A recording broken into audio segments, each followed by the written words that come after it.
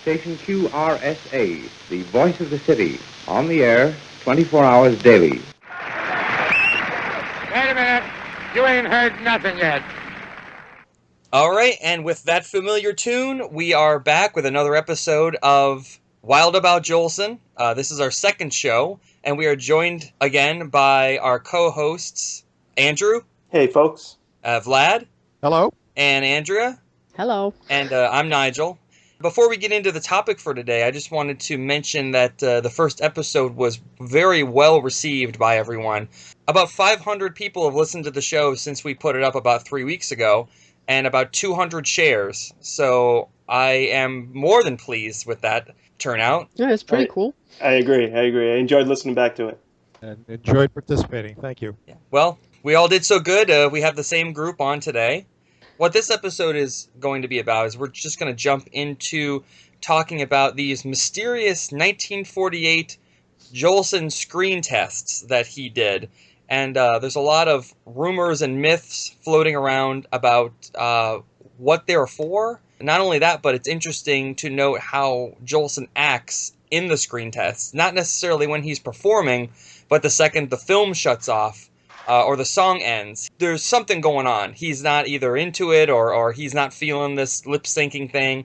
But we'll get into that a little bit later. Whoever would like to start off, let's just go into a little bit of background about where those screen tests were found. But I have no clue where they were found. I just know that they showed up, I think, in the 1970s. That's pretty much all I know about it. Ed Greenbaum on the Jolson, one of the Jolson Facebook pages, The World's Greatest Jolson Archives, he wrote a little paragraph about it that I'll go ahead and read. Might shed some light on some of the history. He says, "This still remains a great unanswered question. Since surfacing in the 1970s, nobody seems quite sure of what it is. Betty Garrett said she didn't know, and she had never seen it when they screened it for her back in 1985. It certainly isn't the so-called training film that Jolson describes to Barry Gray in October of 1946. He says there was never actually such a thing, despite being touted by Jolson himself and others for years. Best guess is the following. Columbia thought that it would be a great idea to have Al play himself in the final number of Jolson Sings Again. Remember the setup. He's now back on top, and Ellen is seated in the audience to his triumphant comeback doing Rockabye for the charity audience. And so instead of Larry Parks doing this terrific finale, Al Jolson comes out from behind the curtain and does it as himself. So that's what Ed Greenbaum seems to think. And I have no reason to doubt him. But Yeah, I think, I mean, I have to admit, before that, I had no clue about this footage a lot. I mean, not much. And I always thought this was to train Larry Parks, but it makes no sense when you think about it and do a little research because he already made the Jolson story. So I absolutely agree with Ed Greenbaum when you think about the date, when it was filmed in September of 1948. I don't think, I mean, when you look at Herbert Goldman's book, and he says that, the film work started, on Jolson Sings Again in the summer of 1948, I don't think they really thought at that point, oh, maybe we put Jolson, as a leading role. I think this is what Ed Greenbaum said, that this is, they might have considered to use him at the end of the film. Yeah, I agree with Mr. Greenbaum as well, and also Mr. Goldman, of course. I don't think that there was any serious talk that Jolson would play himself in the second film. And I also don't think Larry Parks needed a training video, much less maybe not in 46, but definitely not in 48 after he already had performed him successfully. But I wonder if the training film that Jolson may have done in 45 or 46, if there was some other training film that existed that he mentioned on the Barry Gray show in, I think, September of 46, maybe that's out there. Maybe that's somewhere lost in some Hollywood vault. Who knows? But I don't think that has anything to do with this 48 film. And but I think we can all agree with Mr. Greenbaum in that that's not what it was. But the question still remains: what was it? Because there has to be a reason why Jolson, got up that morning in his home in Encino, or was he living in Palm Springs at the time? I don't remember. And then drove to the studio in Hollywood to make this film. There's got to be a reason why.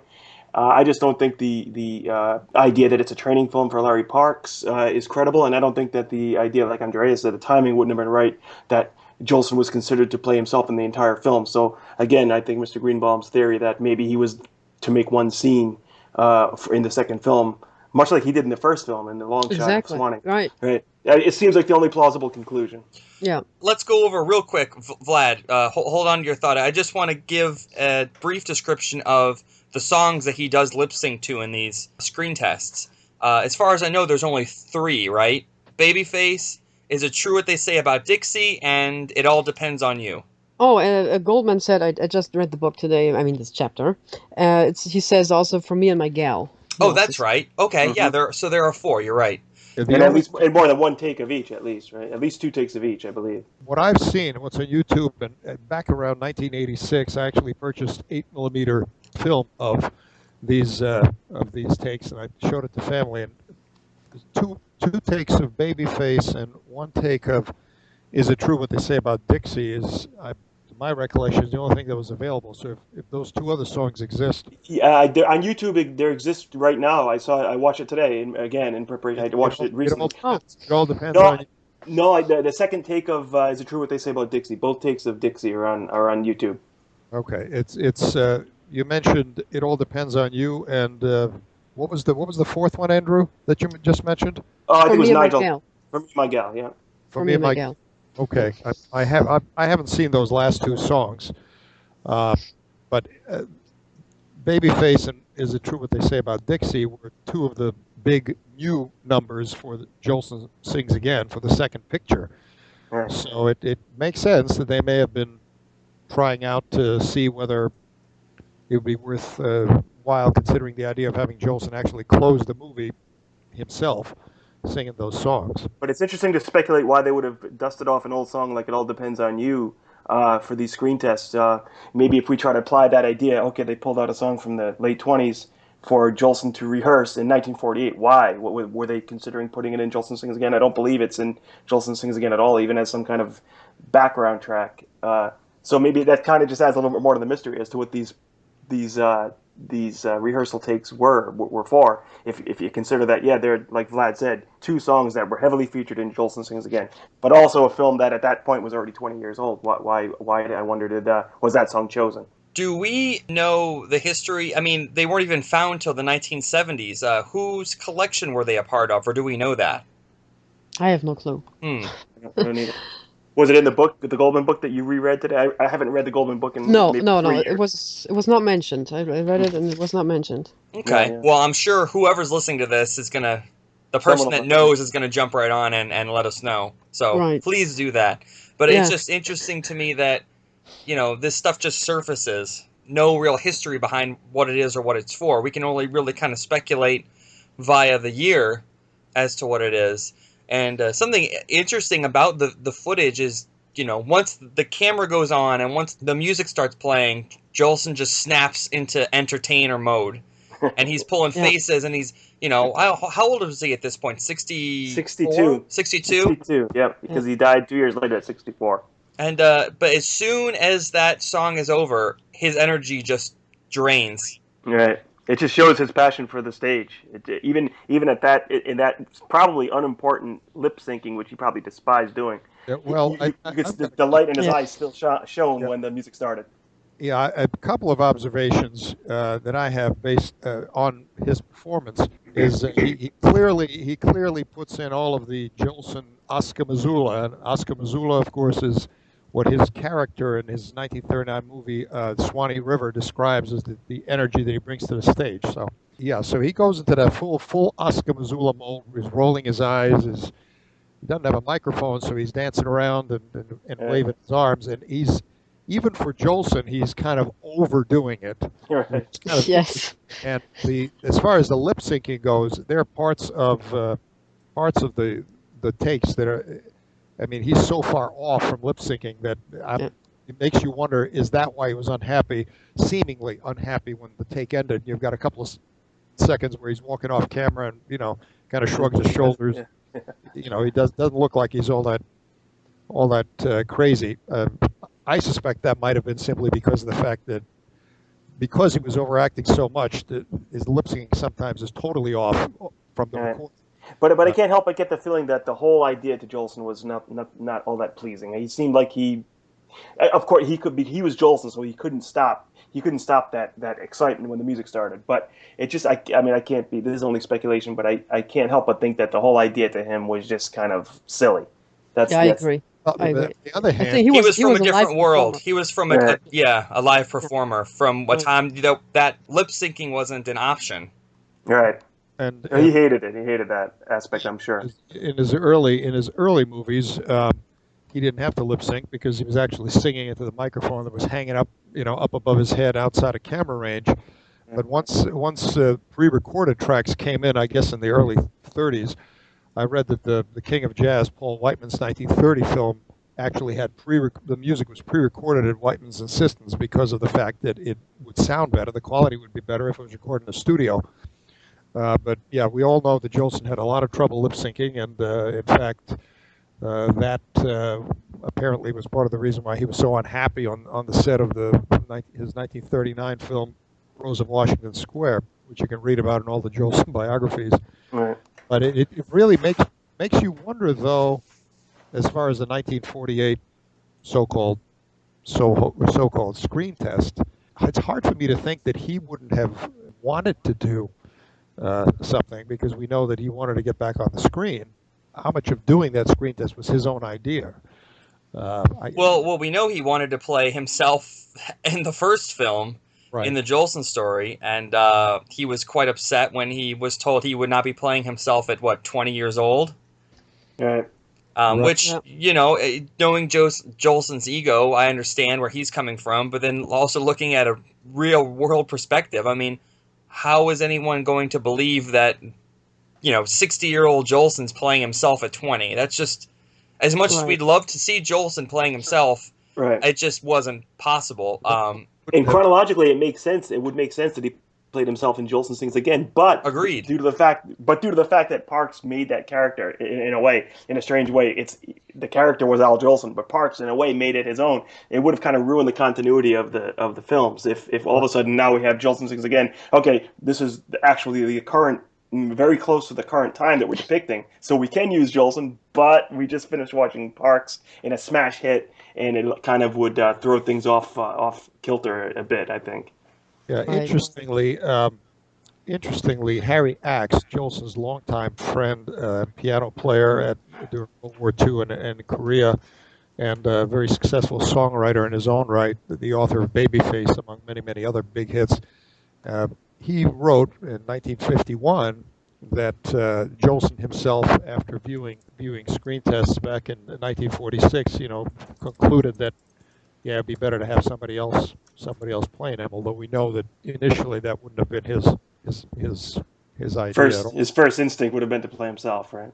Right, but it makes sense, as I think Ed Greenbaum speculated, that there may have been some talk of having Jolson close the second film, Jolson Sings Again, as himself singing one or two, of his songs. I think that would have been fantastic. I mean, the only problem with that is, now correct me if I'm wrong, but there were a lot of people that thought Larry Parks was Jolson. They didn't know that Jolson was you know what I mean? They so believed the Jolson story situation that we had a hard time separating the two people from each other. Right. Especially the younger audience. The younger audience, and I don't know how that would have thrown off the perspective Yes, it makes perfect sense that if Columbia and Harry Cohn, the head of Columbia, still kind of holding the possibility of doing a third film, well, putting Jolson at the end of the second one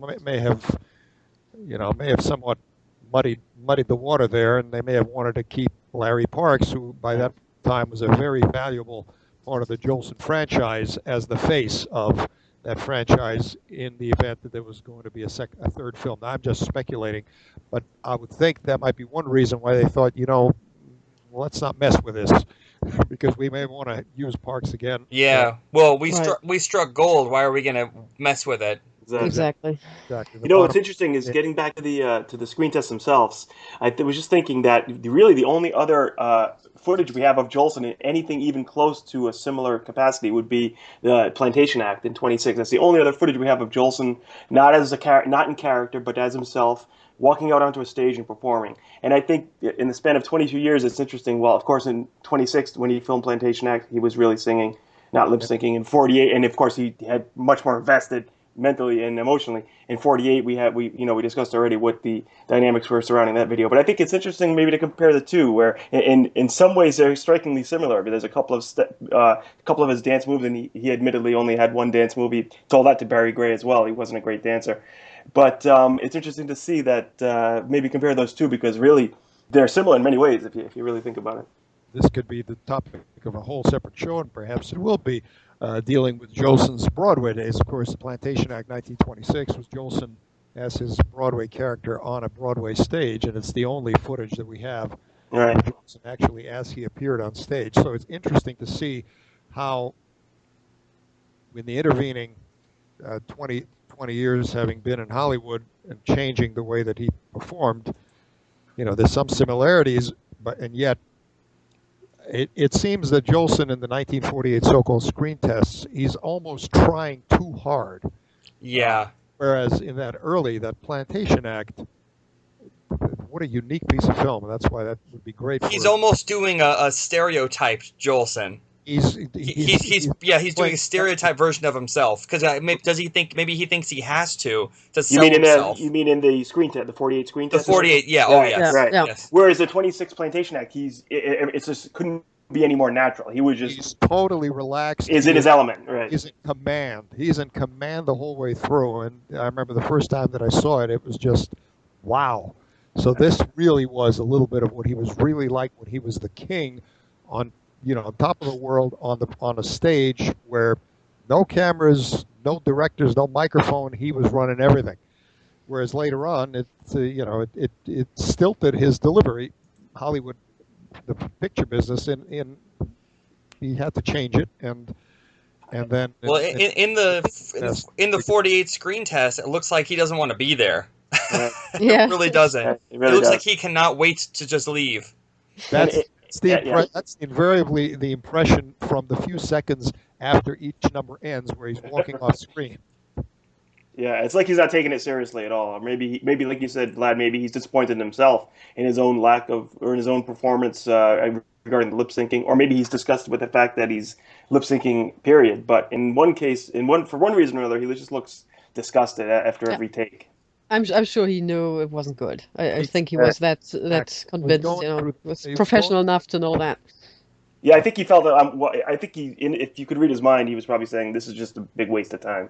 I could be doing something better right now." That's the expression I get. Or a hypothetical scenario is that maybe around this time is when he learned he wasn't going to play himself through the whole picture. All right. And they said, well, maybe we can do a screen test. Maybe we can have you come out at the end of the film and do Rockabye. So maybe he wasn't too thrilled. Instead of having the whole pizza, they're giving him, a slice. All right. But for one reason or another, he agreed to do it. And I think he would have been fine playing himself in both films. I think he would have been fine. I think as much screen time as they wanted to give the real Jolson, he would have gladly took. Right. Absolutely, yes. Because I think in a way, as popular as much money I'm sure he made off of the Jolson story and Jolson Sings Again, there's probably a little bit of resentment there that it wasn't him. It was him, but it wasn't. Everyone's looking at Larry Parks, and they're not looking at Jolson. Even though they're listening to Jolson's voice, they're not looking at Jolson. They're looking at somebody completely different. Also, the message is that the sense is, your career is over. You're retired now, and now look, this is the legacy you left, and someone else is you. So that's pretty much, you're still alive, but you have to watch someone else playing you. I mean, it's weird. It's a weird, that's weird. It's a strange dynamic. Yeah, knowing who Jolson was, and there's another possibility that just occurs to me, and that is that, of course, Jolson always secretly, and not so secretly before the first film, wanted to play himself. This series of screen tests could have been sort of a sop. All right, we'll let you try out for a screen test. And Jolson, in that kind of situation, probably knew that it was not likely to happen. And then as it started, it was obvious he was out of sync with the lip syncing. And so he may have realized, all right, Harry Cohn might have said, all right, we'll let you do some screen tests. And kind of as a sop to him, and he may have, if that is what happened, he may have realized, well, they're probably just doing this to play along with me. Yeah, And then it's actually a really good observation. Yeah, I would say that that's quite possible. then clearly it wasn't going well. I mean, I don't really know how these things work, but I would think that before they actually rolled the camera, he must have gone through it at least a couple of dry runs with just the music. So it must have been obvious to him pretty quickly that, well, technically this was going to be a real problem because he wanted to give it his all. He wanted to give it everything that Jolson was that Parks wasn't. And so he's almost aping a caricature of himself, and yet that made the lip syncing totally off. Is the way that I look at some of those numbers, like Babyface in particular. Going back to what you said about using him at the end of Jolson Sings Again, and he comes out as the real man and sings Rockabye. That would have been, in my opinion, if they had made Stars and Stripes, which was supposed to be the third Jolson story picture. If they had made Stars and Stripes with Jolson himself, that would have been a perfect segue into the next picture.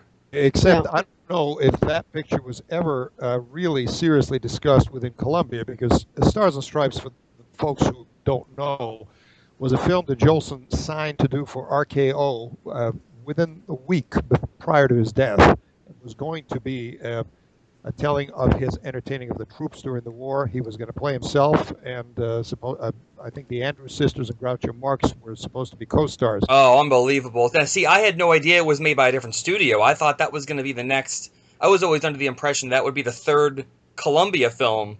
So that makes my theory completely inaccurate. But it's interesting that Columbia wasn't interested in doing a third Jolson picture after the tremendous success that they had with them. And there is an interview that Jolson did just within days before his death, in which he discusses the fact he needs to go to Palm Springs because he says my pulse is bad, my heart is racing, I need some time off. And he said, I think I'm going to go to Columbia and talk to Harry Cohn. I don't think I'm going to do another picture, is the way he put it. Well, he wasn't going to do another picture. He was, was clever. I think his tongue was confirmed cheek, because I think what he was really saying is, I'm not going to do another picture for Columbia. I'm going to do one where I'm going to play myself, which is what he signed to do. And of course, interestingly, the head of RKO at that time was Norman Krasna, whom Jolson had known for quite some time. In fact, there is a Kraft musical show where Jolson tells a gag, and then he says, I got that from a fellow named Norman Krasna. And of course, Krasna himself had, by that point in time, was an Oscar-winning producer. And the interesting thing about that is that about a year after Jolson's passing, Norman Krasna married Earl Jolson, Jolson's widow, and was happily married for 30 years. But that's interesting. And then Jolson also had, at that point in his career, maybe after 48, because he definitely had some television project in the works, although there was a time, I think, maybe in the last 2 years of his death, maybe, or shortly before he signed this contract, where he was very much resistant towards the idea of television. I specifically remember in one episode of Kraft Music Hall, he mentioned television, or Oscar Levant mentioned television. I can't remember exactly, or maybe it was when Jolson was a guest star in the late 40s anyway, and Jolson said it made it crack like, or as I call it, smell-o-vision. That was when he was the guest on Steve Allen's show, I believe. Right. Okay. But thank you. That's what it was. It was for Steve Allen. You're right. Yeah. The interesting thing is that interview that he made just days before his death, I think with George Fisher, although I don't know what radio station that was for. He also says that this was after he had come back from Korea, and he said they also want me to do a television special for Thanksgiving, and he was saying he's not doing anything. He's exhausted and needs some time off. But I also recall reading that he had, by the time that he passed away, actually signed a contract to do a couple of, I think, CBS television specials. Right. And I remember reading, I've never seen a copy of it, that an ad had been taken out. I don't know if it was in Variety or some newspaper, with a pair of white gloved hands, and the caption, "Hold on, I'm a coming." And it was referring, according to what I remember, to those upcoming television specials. Now that's interesting to me, that a man who trailblazed the coming of the talkies would be so against the next entertainment revolution, which was television. Do you think maybe television was, in his mind, a poor man's version of going to see a movie? I don't think so. I think that he would have loved to have trailblazed television too, but I think he felt frail. He was ill, and he didn't feel like he had it in him. Maybe he probably wanted to tell himself, "All right, I have what it takes to get this thing going, just like I did with talkies." But I think he knew he just didn't have the strength to do it. That's my theory. I could be wrong, but there has to be a reason why he was resistant to it, and I don't think it was because he looked down upon it. I think it's because maybe he didn't think that he was in the physical condition to make the impact on it that he would like to have. Yes, and I'm going to draw an interesting historical parallel that occurred to me. You know, what happened when Jolson made The Jazz Singer and then The Singing Fool and Hollywood went sound, some of the big uh, stars of silent pictures didn't go over to sound right away. I think Lon Chaney, for example, he only made one sound film, you know, right before he died, but he kept making silent films. And the reason they didn't is this was brand new, and you know they didn't want to go out there and flop. Yeah. You know, there were still big stars. Well, What was that? The Unholy Three was the talkie yeah, version? Was that the last one he made? yes, The only talkie he ever made? it was a remake of his silent film, The Unholy Three. Uh, Lon Chaney Sr. So Jolson, by the time the television came along, I think was kind of in that same boat. He was okay. He was star of radio at that point in time. He had been in pictures. This was risky. Those same interviews, and I think it probably is in a Steve Allen interview, and maybe even in Barry Gray interview, he discusses television, discusses having seen a couple of shows, and not being particularly impressed by it because Well, sort of like the early talkies. You know, they were experimental. You couldn't. it's kind of like vaudeville in a small, tiny, little, low-quality black and white box. When did television really start to? 1949 was when television sets were actually starting to become available to. It was right after. It I was think right after the war, and you know, it's interesting because if you look at Jolson in 47, 48, his first radio season on Kraft Music Hall, he had the highest rated, and it's picking up on the publicity and the popularity of the Jolson story. He had the highest rated radio variety program, you know, in that time slot. However, the ratings went, you know, quite a bit down in 48 and 49, and the show was not Jolson's contract wasn't renewed after the show ended, I think, in May of 1949. And he, I think at the Steve Allen show, you know, he mentions that, you know, they don't want me anymore, all on account of some lousy television.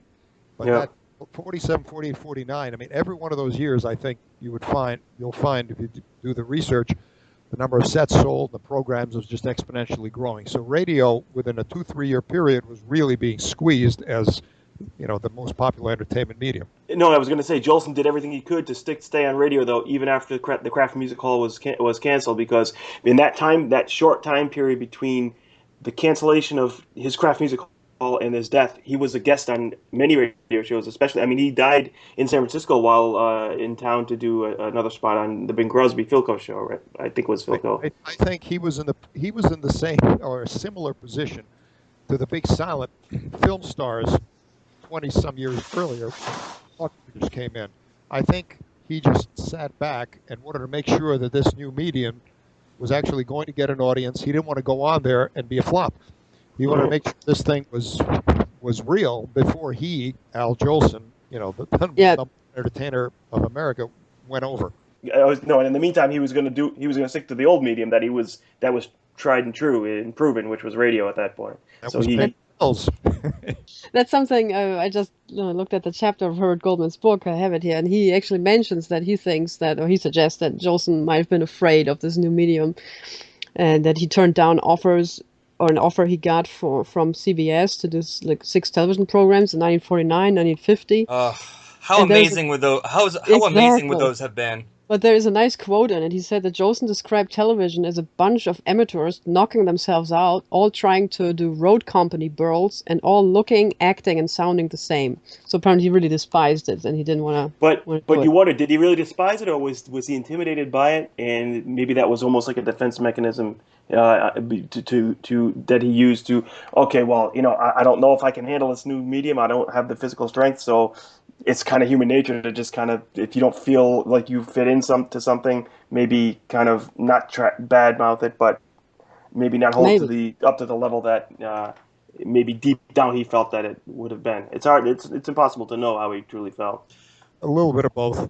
All I know is if Jolson had lived another 10 years, the amazing television, because eventually he would have come around and realized once Ed Sullivan came out and the early Tonight Show, the quality programs that would start to come out during the early to mid 50s. I think he would have jumped right into that. You could have seen him on I Love Lucy, or you could have seen him on Ed Sullivan. Right. You could have seen him with Elvis. Because Elvis would have loved to sing with Jolson, even just Right. for his mom's sake, just to say, here's me singing "Are You Lonesome Tonight" with my mom's favorite singer. Just that in and of itself would have been enough for Elvis to say yes. Right, and if the popularity of Jolson after the two biopics died down a bit, maybe he wouldn't have had his own show, or maybe he would have had a short-lived TV show and it would have been canceled. But he would have guessed it on a lot of shows, like you say now, and he would have knocked them dead on every guest spot. Yeah, definitely. He would have probably been Jimmy Durani's favorite Right. guy to get on Durani's show, which ran through the 50s. And did Bing Crosby have a show in the 50s? Because he and Bing had a fantastic relationship, and I'm not sure if Bing Crosby had a TV show in the 50s, but Jolson would have been a frequent guest if he had. And then if he had lived into the late 60s, he could have done a guest spot on Batman. They got Burgess Meredith and Cesar Romero and all these fantastic classic film actors to play on this little show. Jolson could have been Mr. Freeze. Yeah, that would have been something, huh? Nigel, did Chaplin have a television career after the 1950s? No, he actually retired pretty much. He left the United States and wasn't allowed back in. So he set himself up in Switzerland and pretty much retired. Chaplin worked on a film called A King in New York in the late 50s, which is a satire of political correctness and a real bitter film that's not that good. Mm-hmm. You make a film out of bitterness, it's not going to be fantastic. But he was welcomed back. He was welcomed back into the States in the 70s, if I'm not mistaken. Yeah, that was the first and only time he came back, was to get that award. And as happy as he was to come back, I think he couldn't wait to leave. I think that situation that happened in the 50s just soured him so much on this country that he gladly came back to get his award and visit all of his old haunts, his studio and everything. But I think he was happy in Switzerland. Was it a similar blacklist situation to Larry Parks? Similar, yeah, in the same vein. It's actually funny, since we're talking about Chaplin, when Charlie did a film in, I think it was 1967, called A Countess from Hong Kong, which starred Sophia Loren and Marlon Brando. And in the song, Love, This Is My Song, da-da-da-da-da-da-da, he wanted Jolson to sing that. And he goes, I wrote this song and I'd like to have someone like Al Jolson sing it, see if you can contact him. And they go, Charlie, he's been dead for 17 years. How did he not know that? Well, I think he was out of the country. Yeah, he was out of the country. I think he excommunicated himself with so much of the stuff from his past that he was really out of it when it came to that. But right, and we have to remember that was not the information age that we have today, where news happens and you're aware of it seconds later. Mm-hmm. Yeah, that's an interesting kind of side note. If we are finished talking about the screen test, Jolson living in the 50s, even if you gave the man 10 more years, which I'm sure he would have survived if he hadn't burned himself out doing all the USO tours. Yeah. If he had not been a chain smoker. Yeah. Yeah, that too. But that's just a lost decade that could have been so good for him. And it would have connected him. That's why a lot of people aren't familiar with Jolson, because like Andrew, you said, anything that happened before 1950, people kind of forget about. And if Jolson had been on television in the 50s and associated himself with Elvis Presley or all those up-and-coming performers. Or Judy Garland, too, who had a show and who really idolized Jolson. Oh, yeah, that would have been... Yeah, I think her show might have been in the early 60s, but they would have worked together again, I'm sure. Definitely. It's just a lost potential for Jolson's legacy. Yeah, you wonder how much he would be remembered today, compared to how he's remembered in reality. Yeah, he would have been remembered a lot more, and he would have been remembered as something more than just blackface comedian on Broadway, which is largely the way he's remembered today, which is Yeah. unfortunate. A lot of other reasons. I would have loved to see Jolson's take on rock and roll and just that whole genre that was born in the 50s. I'm not sure whether he would have wanted to adapt to it or would have panned it. Well, I think that knowing Jolson was very good at figuring out very quickly, what the new trends were and adapting himself. I don't know that he would have ever cut a rock and roll album, but he would not have turned down opportunities to, appear and sing with Elvis Presley when Elvis topped the charts, because Jolson, of course, would have liked the attention and the recognition of continuing to be seen as he had been seen already in the 1940s as the old lion who was the idol of everybody who came afterwards, like Bing and Frank Sinatra. Yeah. And he has changed his style before. I mean, compare his early recordings with what he did in the 40s and how he sounded in the 40s. Exactly. Yeah, he tried to fit that swing 1940s swing style and took his old songs and kind of had them molded into a more modern take. Can you imagine Jolson lip syncing in the Jolson story to the old Brunswick and Columbia recordings? I mean, that would have been ridiculous. I think at one point they were actually considering that. I think so too. They realized that the quality was just so not good compared to what they had even in the 40s, that it would be jarring for an audience to hear the lower sound quality of those those teens and 20s recordings. And because of that decision, we now have a treasure trove of great Jolson 1940s recordings. Yeah. With relatively good quality. Flawless almost. Yeah. So some of those recordings sound like they were made yesterday. Right. And we would be remiss if we did not mention the name of Morris Stoloff, who directed the Columbia Orchestra and won an Oscar for the music. I don't know technically exactly what that award was titled for, but I know it was for the music in the Jolson story. Yeah, the orchestra was excellent. But I think Jolson would have, I'm not sure he would have embraced rock and roll, but I think Jolson had no problem in the late 40s. If you listen, he had a lot of very young up-and-coming guests on his radio show, and he had no problem accepting these new up-and-coming artists, despite the fact that he was the old master. But I think he might have, can you imagine some of the hilarious, sarcastic cracks that Jolson would have made at the expense of some of these rock and roll stars? I think it would have been hilarious, but I think he would have accepted them as well. Definitely. Well, Vlad, you mentioned something since we're talking about the year of 1948. So it's post Jolson story. He's riding the wave of success that came after that. All the records he put out, all the sheet music, all the films, all the personal appearances. And he had a radio show in 1948. Is that correct? Yes, the Kraft Music Hall, as we mentioned. And the interesting thing about the Kraft Music Hall is it was a show that started running in the early 30s, and I think it ran pretty much through the 50s with a lot of different hosts.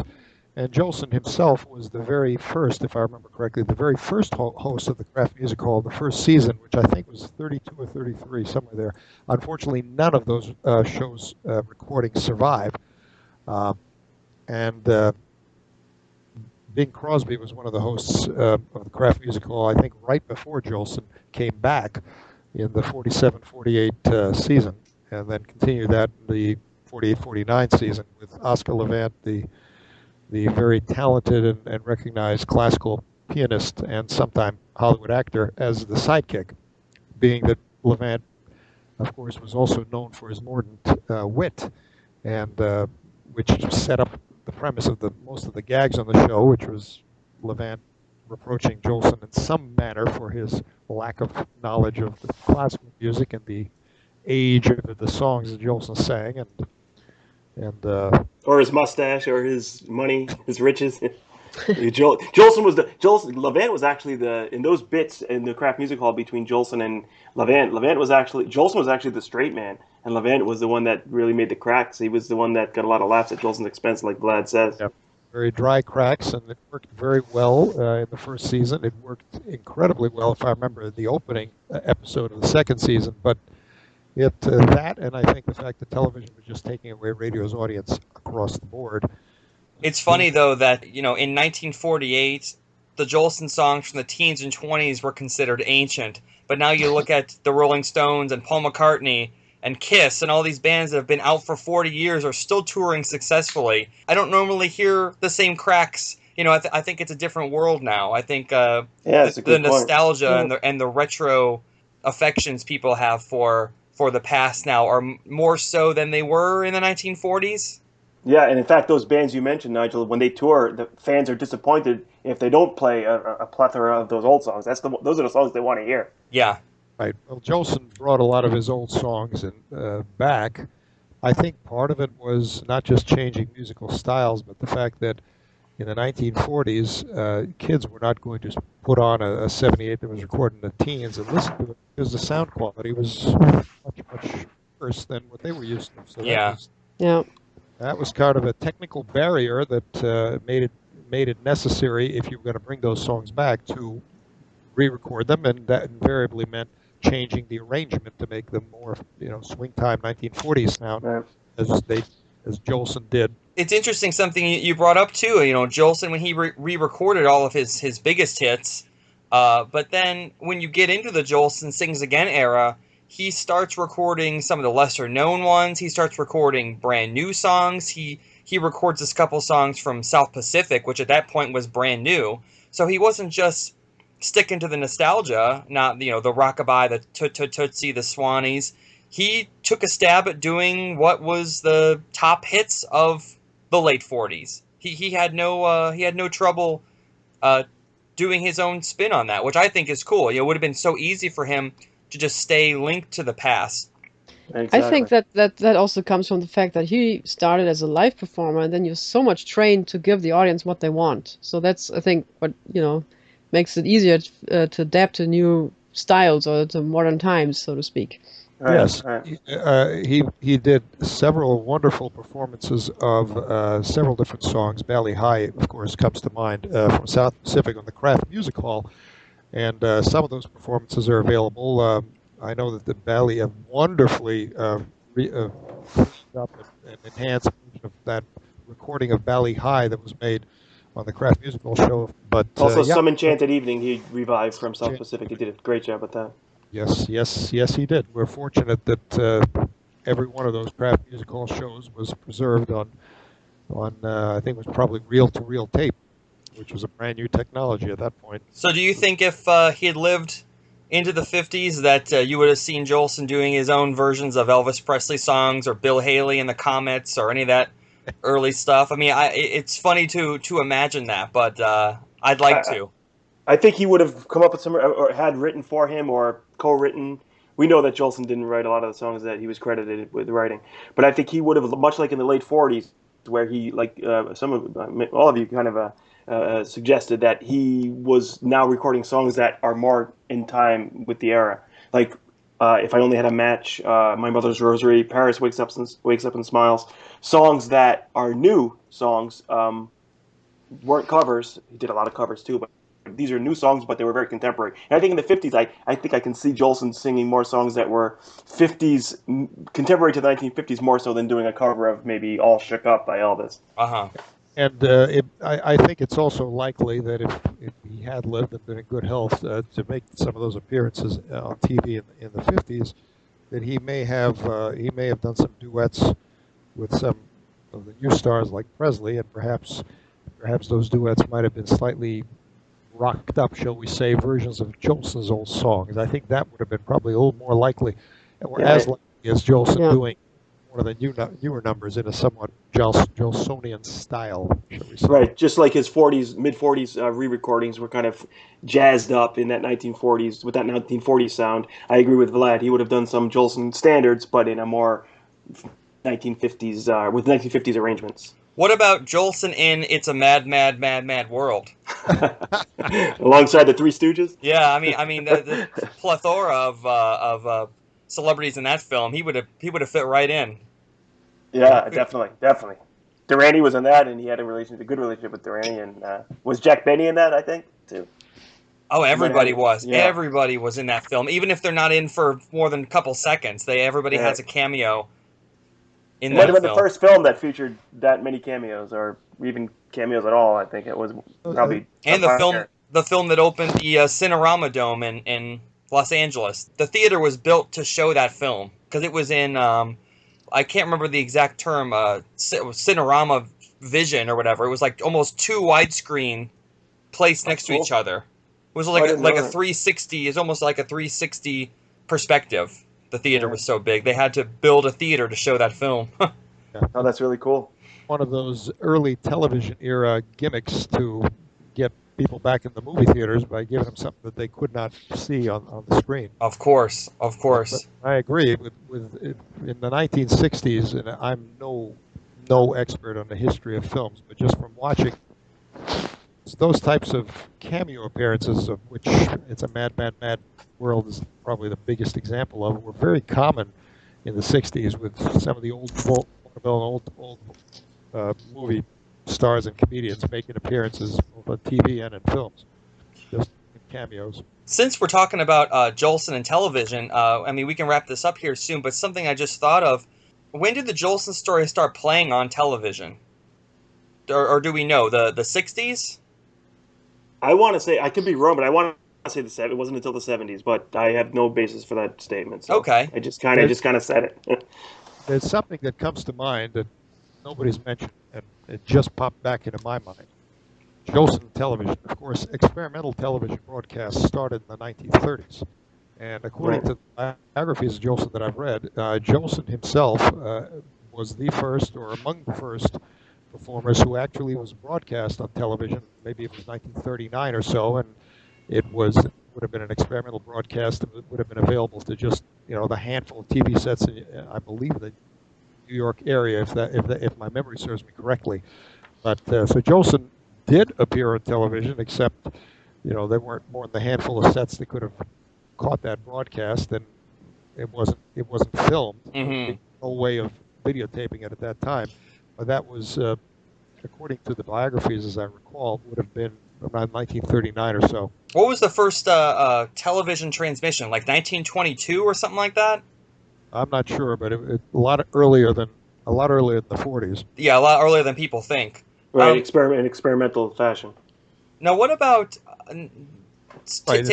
television was just there's a low budget B horror movie from the 1930s called Murder by Television. So, yeah, by the 20s, I think the concept of television was already out there. Well, it was still a couple of decades away from being practical. Kind of like hoverboards today. Andrea, you've been quiet for a while. Really? I know. It's hard to get a word in when you got three guys whose sentences just trail into the next one. I just had nothing to say at this point. Okay, I just want to make sure, and I want to make sure you had a voice. Yeah, I still do.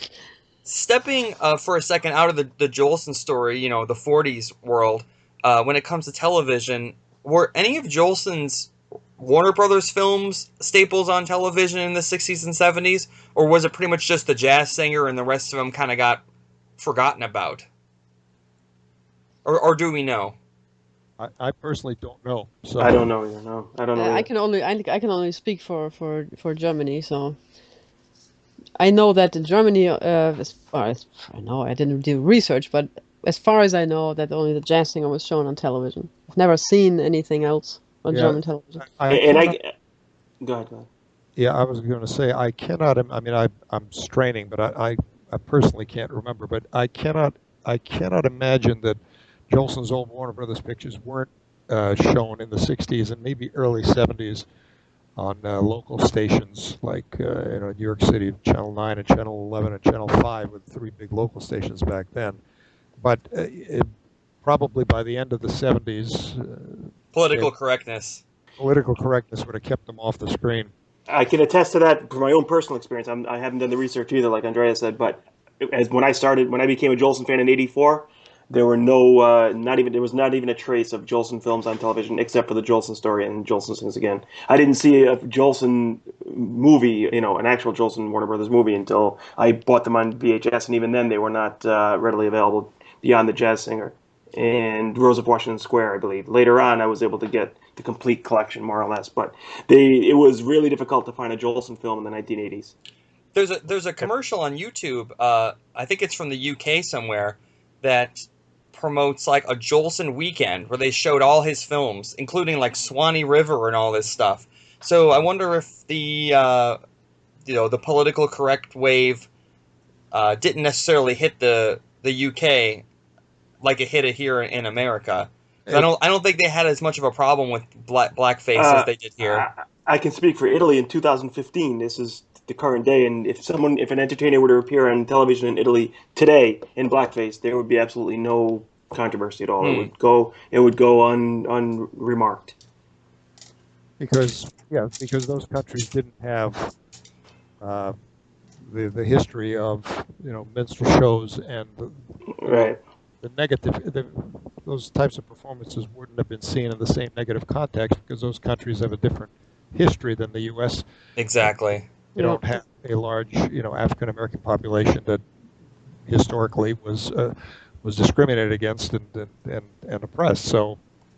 Well, the Jolson records, the Decca recordings, I know they were pressed on 78 in the 40s when they originally came out, and then I'm pretty sure they were quickly ported over to 45s.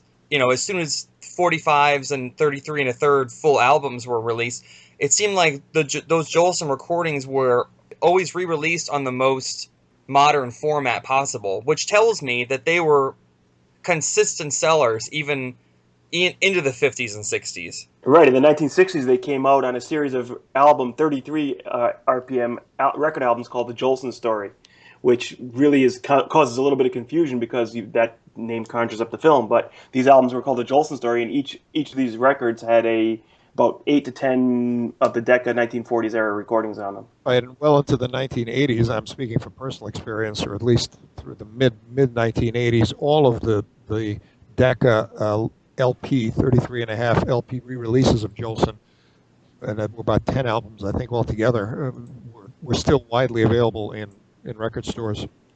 Even in the 70s, when they put out the Best of Jolson, I think on YouTube there was a commercial promoting that album. It just amazes me that we think of Jolson as being so obscure in the 60s, 70s, and 80s, but it was still out there.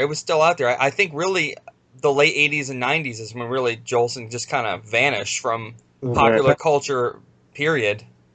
Yeah, it's sadly it's pretty much the same way with all popular performers. By the time that your core audience starts disappearing because of just demographics and passage of time and adolescence, and then the items disappear, and that basically happened in the late 40s, late 80s, early 90s.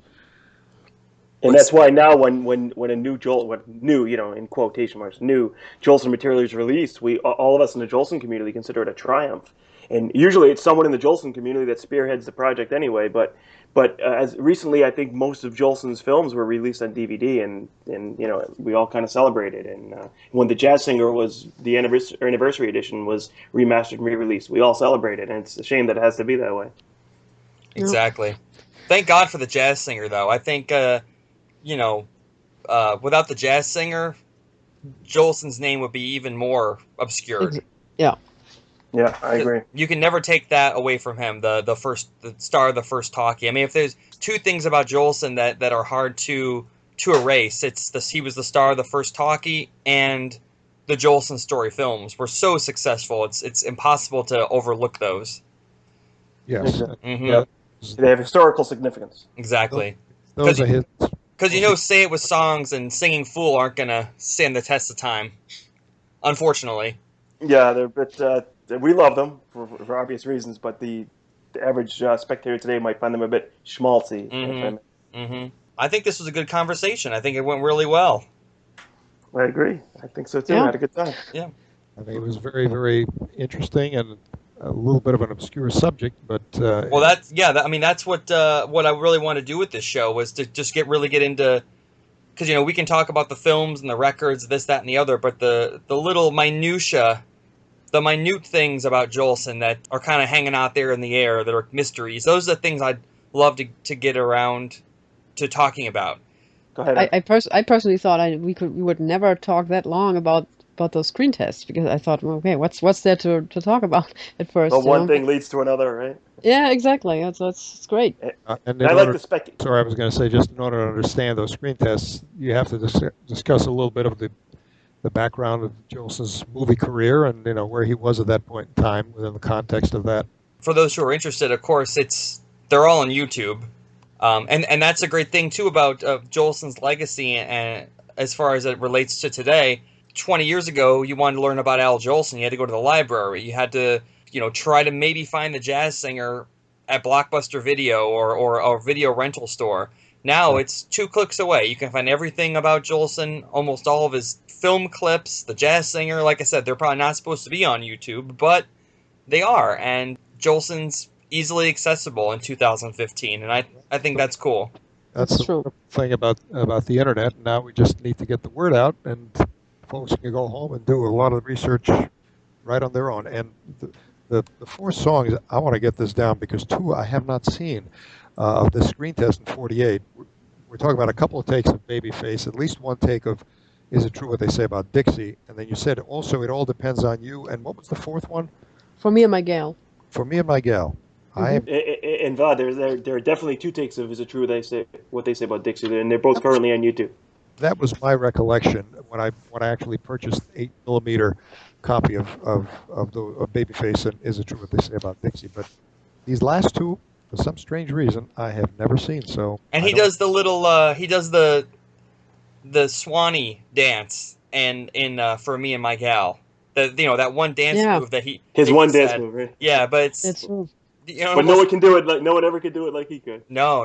I mean, how many films does he do that dance in? He does it in Big Boy, I know, during Liza Lee.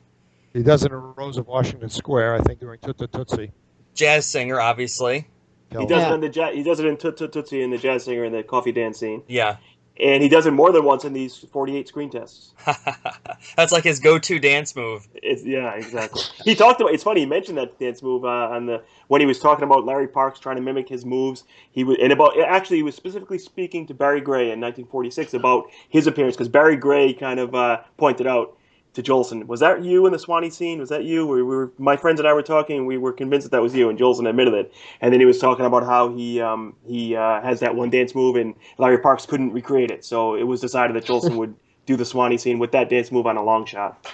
And I think it works fantastic. I think for those of you that know it's him, you enjoy that little cameo. But if you're not paying attention, you would have no idea that wasn't Larry Parks. So I think it works both ways.